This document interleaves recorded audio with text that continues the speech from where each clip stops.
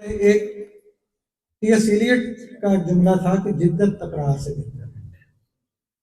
یہاں فیض صاحب کے حوالے سے ایک نئی ڈائمنشن جو ہمیں ملی کہ خاموشی تکرار سے بہتر ہے۔ فیض صاحب کا اپنا شعر بھی ہے کہ جو طلب پہ عہد وفا کیا تو وہ آبرو وفا گئی، جو طلب پہ عہد وفا کیا تو وہ آبرو وفا گئی، سر عام جب ہوئے مدعی تو ثواب صدق و صفا گیا۔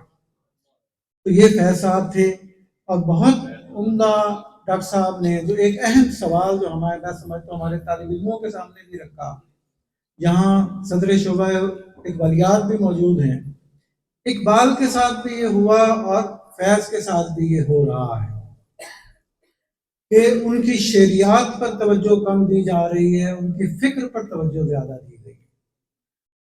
یہاں اسلم ادیب صاحب نے بھی ادھر متوجہ کیا، اور دوسرا تو انہوں نے ہماری ایک انڈیجنس ایک انٹلیکٹ ہے جو مقامی دانش ہے، وہ کیسے اثر پذیری اس کے اندر ہوتی ہے، اور بڑا شاعر اپنے لوکیل کے اندر رہ کر بڑا ہوتا ہے، اس لوکیل سے نکل کر ضرور نہیں کہ باہر جائے گا تو پھر ہی بڑا شاعر ہوگا۔ تو میں شروع میں تو بلکہ ڈر رہا تھا کہ یہ تقریری خطبہ تو فیض صاحب پہ تھا تو ترقی پسندی کے آڑے کہیں فیض صاحب بھی رگڑے میں نہ آ جائیں، لیکن شکر ہے کہ اس کے بعد، اور یہ اسلم ادیب صاحب کو جو جانتے ہیں وہ جانتے ہیں کہ ان سے داد لینا کوئی آسان کام نہیں ہے۔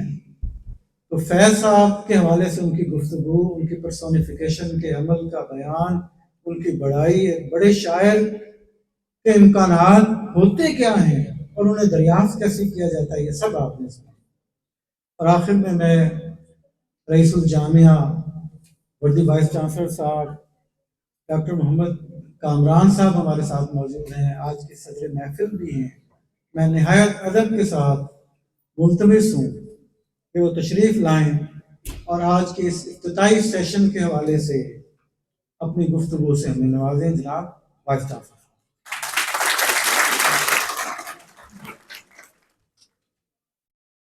جی بسم اللہ الرحمن الرحیم۔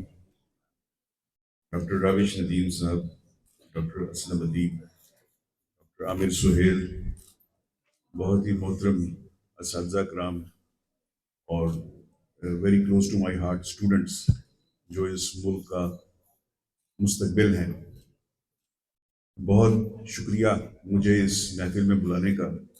پہلی دفعہ کسی ادبی میلے میں، کیونکہ میں انجینئر ہوں تو میرا آنا ہوا، جس تہذیب اور ڈسپلن کے ساتھ جو ادبی میلہ ہوتا ہے، اس کا مجھے آج احساس ہوا کہ کتنی خوبصورت زبان استعمال کی جاتی ہے۔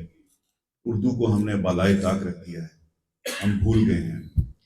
مولوی عبدالحق سے لے کے جب یہ انوینٹ ہوئی ایک طریقے سے، میرا خیال ہے کہ it is the combination of Arabic, Persian اور ترکی زبان کا کوئی کمبینیشن ہے جہاں سے اردو کی تخلیق ہوئی۔ بہت سارے ایسے الفاظ ہیں، اور یہ جو قومی ترانہ پڑھتے ہیں تو میں اس کو ساتھ ساتھ خود دہراتا ہوں تاکہ اس عزم کا اعادہ کروں کہ یہ ملک جو سے ہے کس قدر خوبصورت ہے، اور ہمیں کس طریقے سے اس کی حفاظت کرنی ہے۔ حفاظت کرنے والی اللہ کی ذات ہے، اللہ سے دعا کرتے ہیں کہ اللہ تعالیٰ ہمارے ملک کو قائم رکھے۔ اور اس پہ حفیظ جالندری کے پتہ نہیں یہ کون لوگ تھے، کہاں سے بولتے تھے، کہاں سے سوچتے تھے۔ تو میں سمجھتا ہوں کہ اقبال اسپین گئے، مسجد میں بیٹھ کے روتے رہے، اور یہ میرا خیال وہی آتی تھی اللہ کی طرف سے۔ اتنی کتابیں لکھنا اور اس پہ غور و فکر کرنا ایک عام انسان کر ہی نہیں سکتا، بڑے سے بڑا سائنٹسٹ جو مرضی ایجاد کر لے، لیکن شاعری ایک ایسی چیز ہے جس میں درد بھی ہوتا ہے، جس میں اخلاص بھی ہوتا ہے، اور اس میں محبت اور تمام جذبات شامل ہوتے ہیں۔ فیض احمد فیض کے بارے میں جس طرح ڈاکٹر صاحب اسلم صاحب نے کہا کہ کبھی ہم نے چہرے پہ غور نہیں کیا، وہ اس چیز کی ترجمانی کرتا ہے کہ فیض صاحب آخر پہلا جو اس کا امپریشن ہے چہرے سے پڑتا ہے کسی بھی انسان کا، یہ چاہے آپ شاعری کی بات پرسپیکٹو میں بات کر لیں یا ویسی پرسنالٹی۔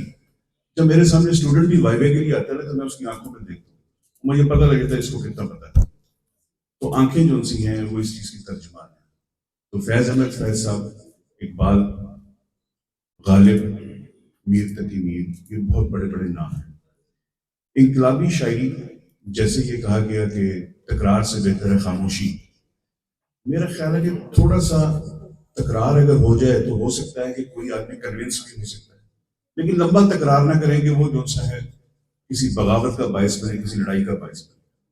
محبت سے بڑی طاقت کوئی نہیں، اور خاموشی بھی ایک بہت بڑی طاقت ہے. اگر آپ خاموش ہو جائیں گے دوسرا اپنے آپ خاموش ہو جائے گا. تو یہ بہت ساری چیزیں ایکسپلور ہونے والی ہیں.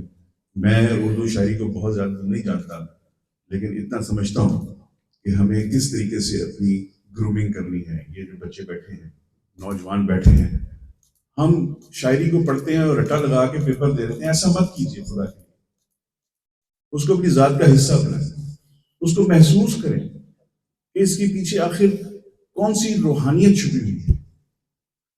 تلفظ اردو میں سب سے خوبصورت چیز ہے تلفظ. اتنے خوبصورت اتر پردیش ہے سر جہاں پہ زبردست قسم کی اردو، اور وہ لکھنؤ کے لوگ تو try to get all those things کے اپنی زندگی کا. اردو ڈپارٹمنٹ والوں کو تو بولنا ہی اردو میں زبردست طریقے سے چاہیے، جس طرح انگلش والوں کو چاہیے کہ وہ انگلش بولیں زیادہ تر. اور ایکسنٹ جو ہے، تلفظ جو ہے وہ بڑا اہم ہے.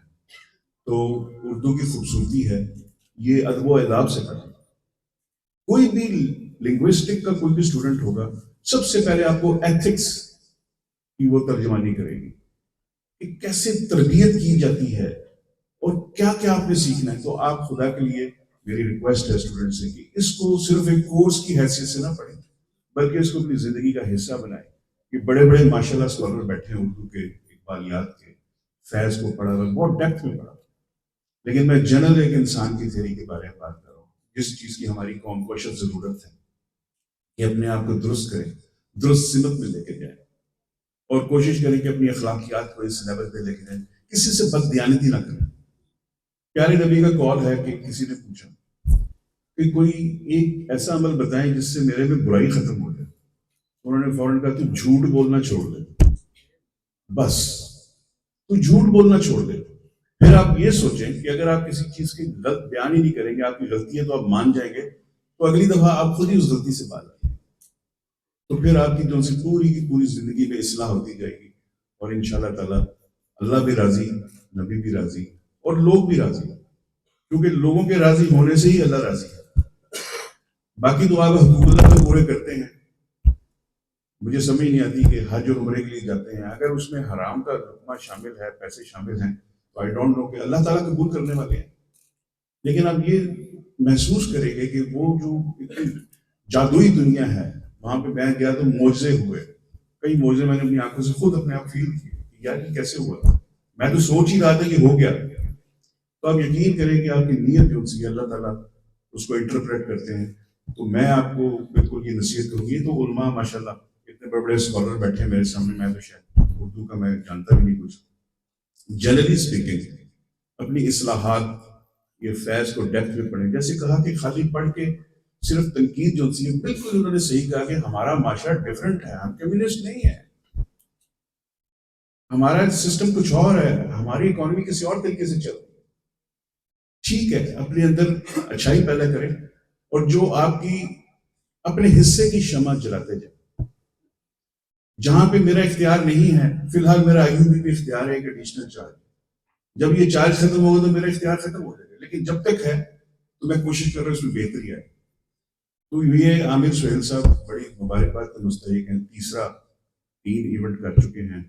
اور ایک چیز سن کے مجھے مایوسی بھی تھوڑی سی اداس ہوا، مایوس تو نہیں ہوا. مایوسی کبھی بھی نہیں کرنی چاہیے کہ کسی قسم کی فائنینشیل ہیلپ ان کو نہیں مل سکی، تو اس کے لیے معذرت. تو وہ لیکن ان بچوں نے محنت کر کے اتنا خوبصورت سجایا ہے سب کچھ. اور یہ آئندہ انشاءاللہ اللہ سے دعا ہے اور آپ سے ریکویسٹ ہے، انشاءاللہ تعالیٰ آپ محنت کرتے جائیں. باقی انتظامیہ کا کام ہے کہ کس طریقے سے فائنینس اور فنڈ کیا جائے. اس کا ایک الگ ہیڈ ہونا چاہیے. جتنی بھی کانفرنسز ہوتی ہیں اس کو پراپر طریقے سے ہونا چاہیے، اور یہی ہماری ترقی کا راستہ ہے. اللہ تعالیٰ آپ کو بھی خوش رکھے اور پاکستان کو قائم دائم رکھے. السلام علیکم. بہت شکریہ سر. اور آپ